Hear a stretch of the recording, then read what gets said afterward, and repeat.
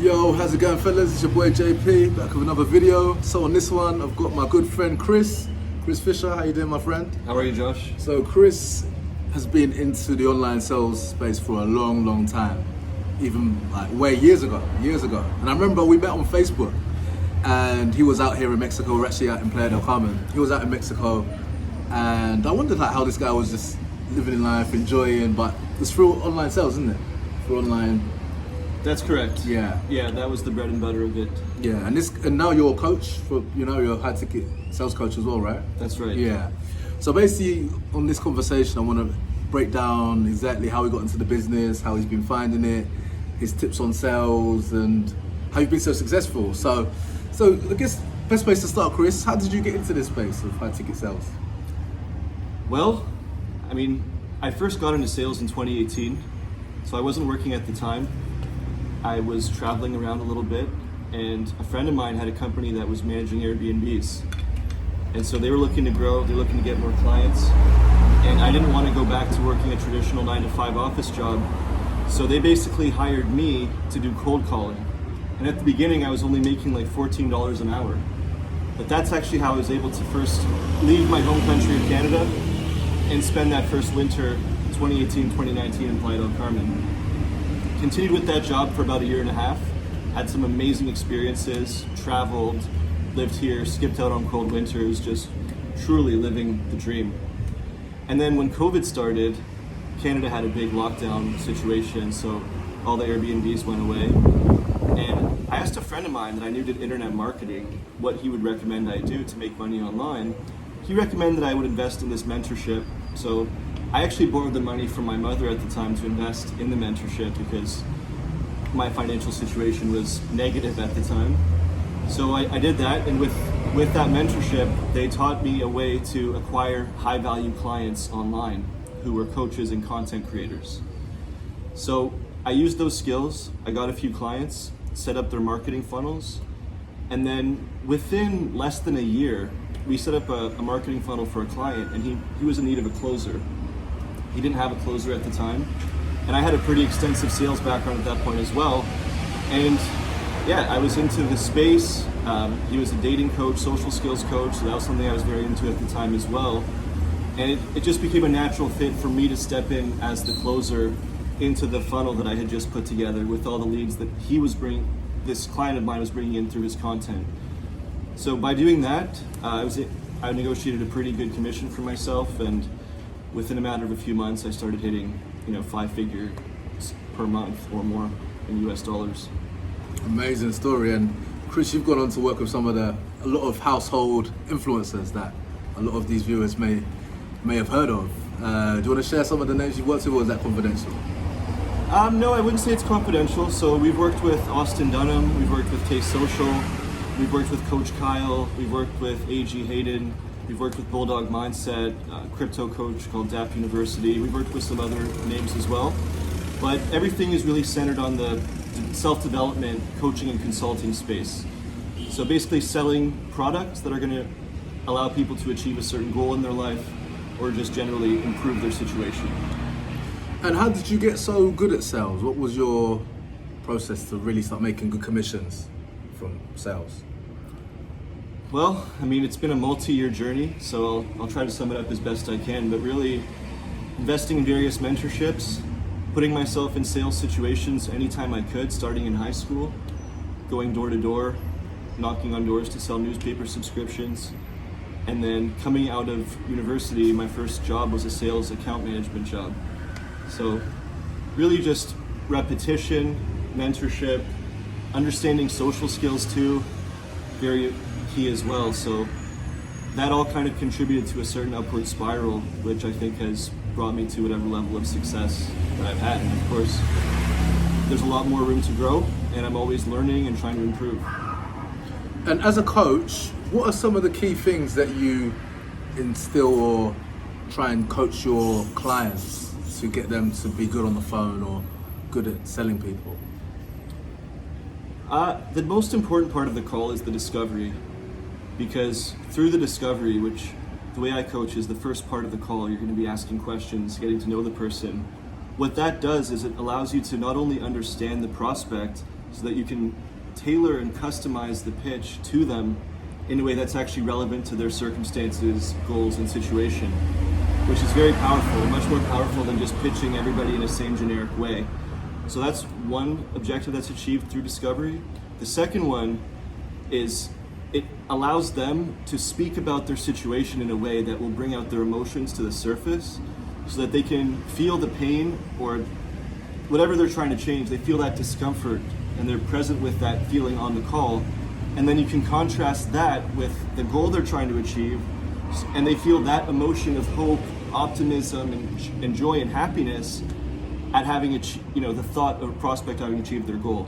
So the most important part of the call, I would say, is the discovery, getting to know the person, bringing their emotions to the surface. And if you can master that, the rest of the call, it could pretty much be taken care of simply by following a process once you understand the prospect and you've done the discovery. What's your tips of opening someone up to reveal their emotions? Because I'm sure, a lot of people can be guarded. You might have some prospects that have a lot of sales resistance. How do you deal with those ones? Those ones that are really tough to crack? I find, there are multiple facets that go into this, but number one, if they regard what you're selling in high value, in high esteem, and they regard you in high esteem, they're much more likely to want to open up to you because they think that you're going to solve their problems. And by opening up, it'll take them one step closer to their goals. I find tonality is also very important. So if you could say the exact same words, but if you say it with different tonality, it'll yield a much different response from the prospect. So genuinely sounding curious, genuinely sounding maybe confused in certain situations. I think Jeremy Miner talks about this a lot in terms of the importance of tonality. And sometimes you have to give in order to receive. So if someone's really guarded and they're really opening up, you can go off script a little bit and give them a little bit more information that they can grab onto and chew onto, and then hopefully they'll reciprocate and continue with the process. And then just try to ask the questions again, or don't be afraid to call them out. Say, worst case scenario, you say, hey, you know what, you applied for this because you want a certain outcome. We can get you that outcome, but in order to help you, I have to understand where you're coming from. So sometimes just directly calling someone out, just being really uncooperative in an extreme worst case scenario can be what the situation merits. So you're saying that even the way they come onto the call, in terms of what they've seen, the marketing, the trust of the influencer, and your role is going to play a big part of how they are on the call. Absolutely. Yeah. Have you noticed that? So from influencers that have a bigger reputation, they get more warmed up. The calls have got flow better versus paid advertising versus organic. Have you noticed the difference? Not necessarily that particular aspect of what you just said, but certainly on a case-by-case basis, people who have seen more material from the coach or from the content creator, or who have seen certain material that's specific, that's very tailored to priming them for the call, will help a lot. So I've never had a situation where someone has such high status that anybody would come on the call and immediately or automatically respect the process. But it's the people, you want to basically control what they see before they get on the call. And what that's going to do is, A, it's going to filter out people who aren't really a good fit for the call. And secondly, the ones who do show up to the call, it's because they really want what you have to offer, and they're respecting the process because they know what it's about, and they're voluntarily stepping into it. And interesting, you said that discovery was the most important part of the call. Now, there's some trainers, coaches out there that say the objections are the most important part of the call. And even go as far as saying that you should learn objections first before you learn about the rest of the sales process. Now, what's your thoughts on objections? How do you handle objections? There are a certain percentage of people that you can actually switch from a no to a yes. But in my opinion, it's a lot easier to prevent objections than to overcome them and actually turn those people around. So I haven't really seen a case where somebody can consistently turn a no into a yes if if they haven't prevented those objections and brought the prospect's emotions to the surface in a good way prior to that point. So I think a lot of objection handling, well, the best way to handle objections is to prevent them in the first place. Okay. Or preempt them in the first place. Could you give me an example? Well, so here's an extreme example, but if I just walked up to you and I said, hey, give me $5,000 for this thing, you're gonna have one objection after the next, and then am I gonna be able to turn you around to give me the 5K? Probably not. But if you're somebody who has the pain point that I'm catering to solving, who wants the outcome that I can provide to you, who has seen material prior to the call to understand that this call is going to help you solve your problem. And if I've asked you a bunch of questions that gets you talking about your problem and how much you want that solution, and gets you feeling those emotions of pain just juxtaposed with the pleasure and joy and happiness of having solved that problem, and then I present you with the game plan, and the game plan makes sense, and you genuinely believe that the problem's going to be solved and get you to the promised land, and I show you maybe a few examples of people who are in your situation and did get their desired outcome, at that point, it's very likely that you're going to say yes, and I don't really have to handle nearly as many objections in that situation. Now, maybe you still have one or two questions, but the whole process will be a lot smoother and you'll have a lot less objections than in the former scenario. So it's almost like, are you saying that you'd build such a good case for them to buy that you could almost be like, here you go, take it or leave it, or you wouldn't go that laissez-faire about it? Well, certain offers, I have had a lot of calls like that. And even for my own offer, which I just launched last week, so I'm not an influencer, I don't have a ton of content online, but I've had some prospects that came on and they pretty much had been following my social media for a couple of years, and they knew what I did in terms of online closing, and so when they came on the call, they were pretty much ready to buy. I just had to do some basic explanation. They didn't have any objections. They wanted to be online closers, they wanted to live remote, be able to travel, etc., while making great money. And so there really were no objections. So the more variables you can control in terms of the materials that people are exposed to before the call, and then also controlling how they're feeling by the time you get to the pitch, and the way you do that is through discovery, and then also understanding them so you can tailor that pitch to them, you can preempt a lot of objections before they come up, make the sale a lot smoother, and that's a much better way to close more deals than simply handling objection after objection and trying to turn people from a no into a yes consistently, because that's very difficult to do. Great advice, great tips there. This is gold, guys. I'm even mentally writing notes in my head. I watched this video back for sure. Chris is highly experienced and he's living the dream. A lot of you guys, well, it's a dream that I aspire to live to, and I thank God I'm getting there, to be able to live location independent, and you can tell Chris knows what he's doing. And so a question I had, so have you ever had a sales slump before? Have you ever had a period where in your journey, you've gone maybe an excess number of calls about closing, or you've had a rut? Has that ever happened to you? Yes. Is that normal? It can happen. It's something I've definitely experienced, yeah. And what's your process? What would you advise someone to get out of that rut? What would you say they do? I'd say the first step would be understanding why the rut is taking place. Are you dealing with a new kind of lead? Maybe there's a new lead source that's just been introduced. Maybe the leads are not the same level of warmth on the buying temperature spectrum that you're used to, in which case the process you were using to close very warm leads will have to be adapted to accommodate for this new type of lead. Or on the client side, maybe they need to also upgrade their process to show them some more material before they get on the call. So the first step would be understanding the cause of the slump. Okay, is it a new lead source? Maybe it's you, maybe it's me, maybe it's the closer, right? Maybe it's something wrong with your energy. Maybe you're not in a good mood and your state is transferring over to the prospects. And so even if you're going through the exact same script, you're just doing it with a different vibe, and so the result would change completely in that situation. So just understanding what the cause is will then decide how you fix it, basically. And how do you figure out the roots. Because when you're in a rut, I'm sure when we've got personal trainers watching this, people doing their own offers, and sometimes when you're in a rut, it's like, what's going on? You're almost scratching your head. What was working is now not working. What's your process of eliminating the different variables that could be causing this? I'd say because I've been in sales for so long, I've done probably literally thousands of calls.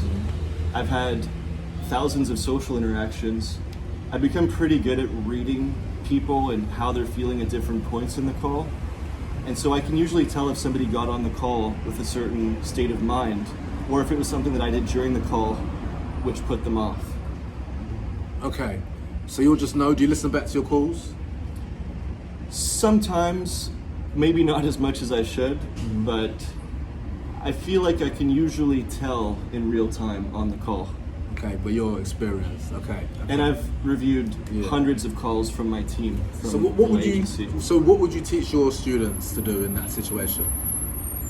If they're in a rut? Yeah. Well, in my program, I would say record the call and bring it to the coaching call, and let's give it a watch and let's see what's going on. Because I wouldn't trust somebody who's not experienced to kind of diagnose and solve the problem on their own. Okay, so it takes experience to really be able to. So just because if you're new and you're listening back to your own calls, you're not going to be able to figure it out because you're new. So you need a coaching basically. You need a mentor. In 99% of cases, I would say yes, unless somebody's highly experienced in social interactions, Okay. or maybe sales of a different Yeah. kind, or some people are just extremely intuitive, but Yeah. that's like probably less than 10% of the cases. In most cases, I'd say if you're not experienced yourself, you should seek some sort of guidance. Yeah. And that's what I did. I've got a coach and a mentor, life changing. I wouldn't have been able to do this without him. And Chris, your coach as well. And definitely, if you're interested, you should give this man a shout. And I know you're busy, so I just have one more questions, and then I definitely want you to share with how our good brothers and sisters can reach out to you. But how do you keep your energy high for calls? How do you keep a good state where you're like in the best position to influence someone to transform their lives? So, I used to be obsessed with having high energy. Like I would just drink coffee before the calls or during the calls. But what I've found over the course of doing hundreds of these calls is that you don't actually need to have super high energy to conduct a good call. In fact, sometimes I find when I'm in a more relaxed state, I can ask better questions, and I just have more patience to get to know the person, let their emotions surface as well, do a more thorough discovery process.